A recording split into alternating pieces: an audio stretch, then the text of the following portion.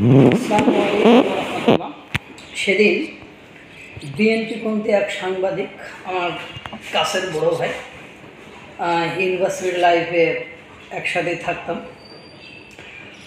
তো উনি একটা ফেসবুকে পোস্ট করেছিলেন এরকম যে দীর্ঘ 16 বছর যেসব ত্যাগী নেতারা ছিলেন সেই নেতাগুলোকে বিএনপির দলের ভিতরে কোনোভাবে সম্মান এবং মর্যাদার দৃষ্টিতে দেখা হচ্ছে না, বরং অন্যদেরকে যারা উড়ে এসে জুড়ে বসেছে, 5ই আগস্টের পরে লাফালাফি দাপাদাপি করেছে, অর্থনৈতিকভাবে শক্তিশালী, সেই সব লোকগুলোকে অনেকটা গুরুত্বের সাথে দেখাচ্ছে।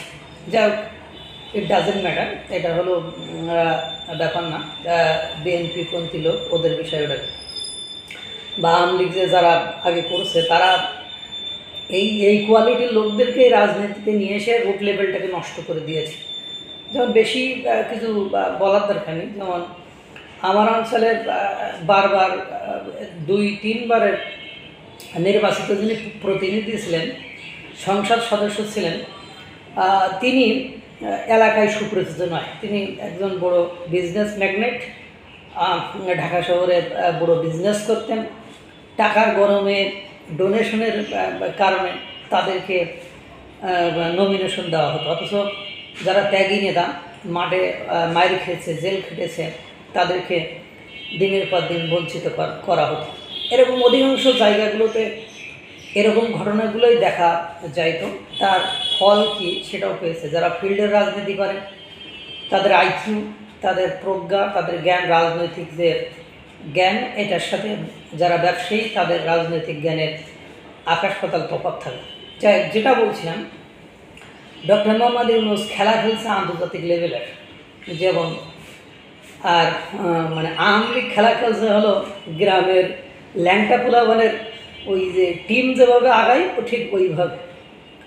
যেমন আপনি দেখেন বিভিন্ন মিডিয়াতে কথাবার্তা ওঠে, ডক্টর মোহাম্মদ ইউনূস অমুকের এই সুবিধা দিয়ে তমুকের এই সুবিধা দিয়ে ক্ষমতায় আছে বা থাকছে, এবং সেই সকল অর্গানাইজেশন বা সেই সকল প্রতিষ্ঠানের বক্তব্য থেকেও অনেকটা সেরকমই আভাস পরিলক্ষিত হচ্ছে বা সেরকমই বোঝা যাচ্ছে, যদিও খোলা মনে কেউ বলছে না। অথচ এদের এগেনস্টে আওয়ামী লীগ যে ধরনের খেলা খেলছে, আরে ভাই, একটা আপনি জানেন, আমি স্পেসিফিকভাবে আমি যেটা আমার দৃষ্টিকোণ থেকে বুঝি, বাংলাদেশের জনগণের ভোটের উপর নির্ভর করে না বাংলাদেশের সরকার কে হবে না হবে।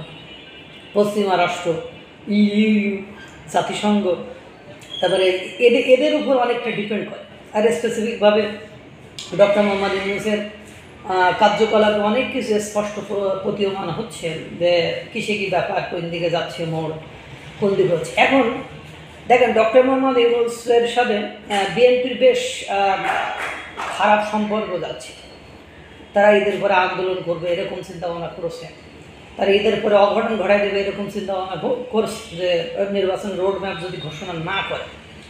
এই সময় দেখেন ডক্টর মোহাম্মদ ইউনূস একটা সমঝোতার খেলা খেলেছে। ইতিমধ্যে আপনারা জানেন, বেগম খালেদা জিয়ার বাড়িতে তার গুলশানের বাড়ির জন্য একেবারে বা লিগাল কাগজপত্র পর্যন্ত উপদেষ্টা সশরীরে উপস্থিত হয়ে পৌঁছাই দিয়েছে। মানে বিষয়টা বুঝতে হবে, you have to understand what types of game is going on.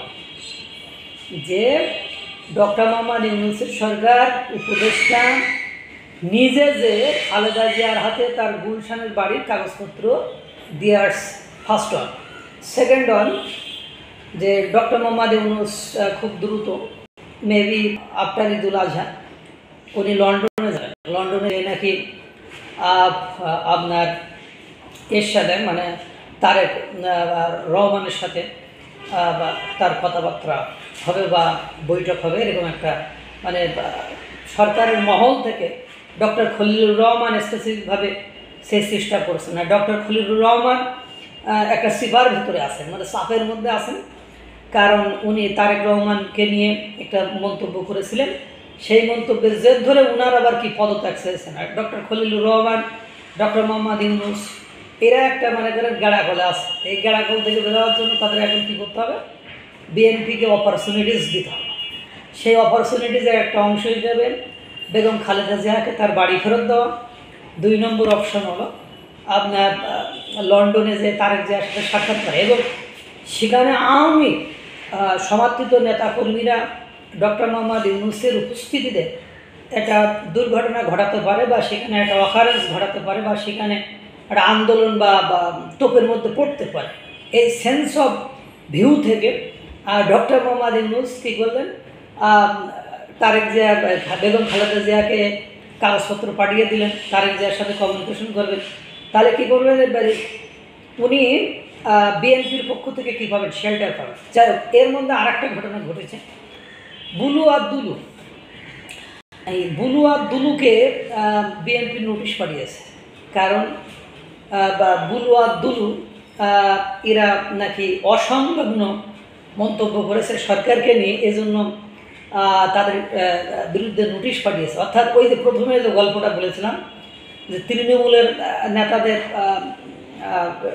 বঞ্চিত করা হচ্ছে, অর্থাৎ বুলু আর দুলুর মতো লোকদেরকে যদি নোটিশ পাঠানো হয় তাহলে বুঝতে হবে রাজনৈতিকভাবে ওনারা হয়তো বা মনে করছে যে বিশাল কোনো ব্যাপার, ওই যে অপরচুনিটির সুযোগ সুবিধা অনেক মাঝখানে অনেক খেলাধুলা হচ্ছে, এই খেলাধুলার সূত্র ধরেই হয়তো বা ওই দিকে যাচ্ছে। এখন আমার যা মনে হয় আওয়ামী লীগ মানে নিষিদ্ধ তো হয়েছে, এখন ঘটনা হলো ওনারা এই যে ডক্টর মোহাম্মদ ইউনূস গেলে ওই দেশে হামলাবেন, চিল্লাবেন, এইগুলো আইন আমি সাপোর্ট করি না।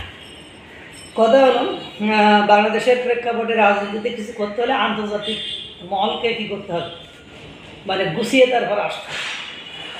আন্তর্জাতিক মহলকে যদি আপনি গুছিয়ে না আসেন তাহলে আপনি শত চেষ্টা, শত আন্দোলন, শত মারধর ও কোনো ম্যাটার করে না, সেটা জাতিসংঘের বক্তব্যে স্পষ্টভাবে প্রতীয়মান হয়েছে। এজন্য আমার আওয়ামী লীগের খেলাকে মনে হচ্ছে যে এই প্রাইমারি স্কুলের ল্যাংটা বাচ্চাদের বৃষ্টির মাঝখানে মানে যতটা না ফুটবলে লাতে তার চেয়ে বেশি ওই স্লিপ খেয়ে পড়ে যাওয়ার মতো মনে হচ্ছে, কারণ খেলা চলছে আন্তর্জাতিক আর তারা চলতেছে ওই ধরনের অবস্থা। আল্লাহ ভালো জানে কী হবে। আল্লাহ তাআলা সকলকে ভালো রাখুক, সুস্থ রাখুক। আসসালামু আলাইকুম ওয়া রাহমাতুল্লাহ।